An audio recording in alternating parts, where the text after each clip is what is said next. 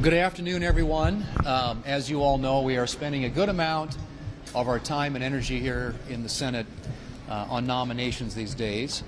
And we've seen an unprecedented level of obstruction and delay and blocking from Democrats. And as a consequence of that, we've had to kind of grind through, and that's what we're going to keep doing.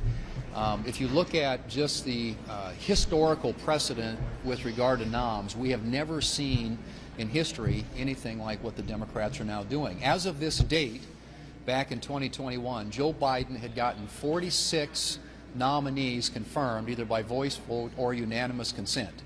Donald Trump has zero, not a single one confirmed by voice or unanimous consent. And further, the Democrats are making it hard even on bipartisan nominees that sometimes will get 60 votes plus on the floor, one even up to 83 votes on the floor. So even the bipartisan noms are being blocked and delayed, so much so that the Democrats have been forcing me, when I file cloture just to get a nominee considered on the floor, to go in and out of executive and legislative session. So these are just dilatory tactics designed to block and obstruct the president and his agenda. And the sad reality is that there are a lot of these people who fill important positions in our government who need to be able to be confirmed to get there so they can do their jobs. And that's the way of the American people. That's what they voted for. They voted for this president, and he has not had an opportunity to get the people that he wants to have man his administration get there to do their job. So this has got to stop, and clearly the Democrats are starting something and creating a precedent that is going to come back to haunt them. This is really bad. This is a bad practice on their part, because as you all know, what goes around comes around here.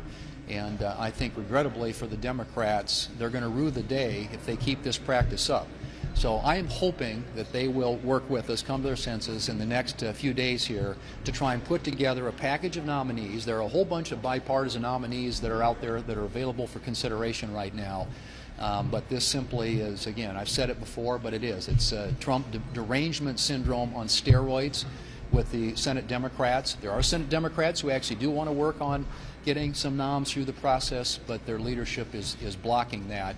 And unfortunately, here in the Senate, at least on the Democrat side of the aisle, it is the tail wagging the dog. It is the far left of their caucus that is preventing even good government people who are bipartisan, from getting confirmed. So that's got to change, and if it doesn't, we're going to be here a while. So with that, we'll try and answer questions. We know what Russ Vought had said about a less bipartisan appropriations process. Will you ultimately be looking to the president himself about what he wants in government funding, and do you think he would be willing to, give the Democrats some breaks to give them some opportunity to get on to whatever form of a spending bill take shape in September? I think it's in everybody's interest to avoid a government shutdown at the end of September, which, as you all know, is when our fiscal year ends.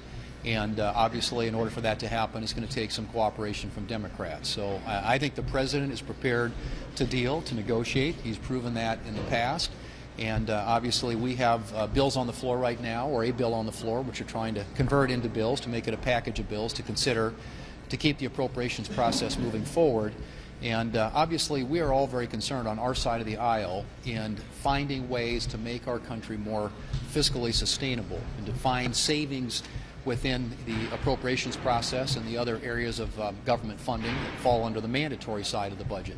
But we very much want to see restraint in spending so that we can start dealing with the debt and the deficits. And I think the best way, at least right now, to do that is to have a normal appropriations process. And a number of my colleagues are on that committee and have been working aggressively to try and get bills ready for consideration on the floor. And I just hope now that we can get a path forward to do that. If at the end of the fiscal year the Democrats use any other suggestion made by anybody in the administration as a cover for not doing appropriations bills, or worse yet, as a cover for trying to shut the government down, that is an argument that's not going to be sustainable. And so if we end up with a Schumer shutdown at the end of the year, the Democrats are going to own that. In the meantime, we're going to do everything we can to try and move the appropriations process forward, which is why we called up and put on the floor the Milcon VA appropriations bill last week. How are you going to handle a CR at the end of September? Will you do what you did in March, basically take a House-passed package, bring it to the floor, or would you enter a four corners negotiation ahead of time? Well, to be determined. I think a lot of that depends on how cooperative the Democrats are in trying to get the appropriations process moving forward. Obviously, I would say all options are on the table when it comes to funding the government. But what I can tell you is we are going to look for ways to keep the government funded and open and operating. And what we hear, at least rhetorically, coming out of the Democrats right now is they have a very different view of the world. And they're already talking openly about a shutdown. And I think the politics on their side of the aisle right now is such that, as I said, the far left, the wing of their party in the Senate, is calling the shots. And I don't think that's in anybody's best interest. So I'm not taking any options off the table, but what I will tell you today is that as we look at this week and then the subsequent weeks coming in September, I intend to use those weeks to try and get appropriation bills done so that when we get to that year-end conversation, we're prepared to have hopefully a substantive conversation about what the best way is to fund the government. Thank you so much, sir.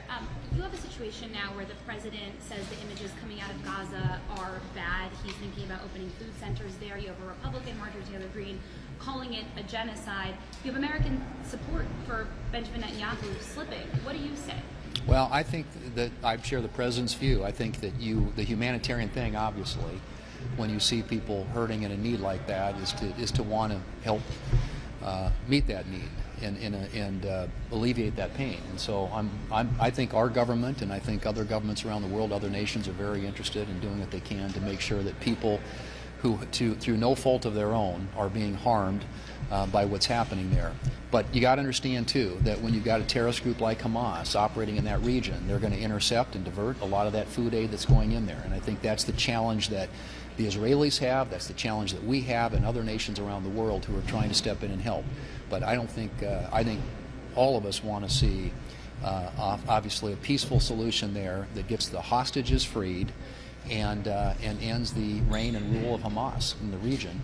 But in the meantime, do everything we can to ease the pain and the hunger that's afflicting so many of the people in that region of the world. And role does Congress have to play? Another issue you spoke about this morning was agriculture, the safety net provisions in the One Big Beautiful Bill. We still don't have a 5-year farm bill. Given everything else going on here, calendar this fall, what do you see the prospects of finishing the job? I'm talking about food security. You're talking against many people said national security. And we still don't have that. Yeah, well, and it is every bit of that. Food security is a national security issue. Certainly other countries around the world view it that way. And yes, I would love to get the elements of the Farm Bill that didn't get done in the One Big Beautiful Bill dealt with in a normal way through the regular bipartisan 60 vote threshold way of doing things around here. But that said, we did do a ton of Farm Bill policy in the One Big Beautiful Bill. Everything from the safety net programs, the agricultural risk coverage program, price loss coverage program, those were addressed. Reference prices were raised. Risk management was addressed through crop insurance. A lot of conservation policy in there. A lot of disaster policy with regard to livestock in particular. So there were a number of things done in the One Big Beautiful Bill that address what has been a problem, and that is that we haven't been able to get a bipartisan farm bill across the finish line the last couple of years. Are there other things that need to be done? Yes. But I think we made good headway there, and we'll look for opportunities to finish the job.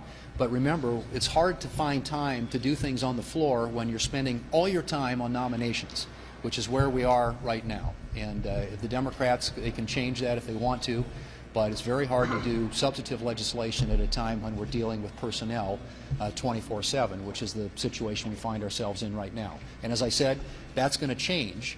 And if it doesn't change, we're going to, we're going to grind it out here. And Democrats are going to be here whether they like it or not. Russia.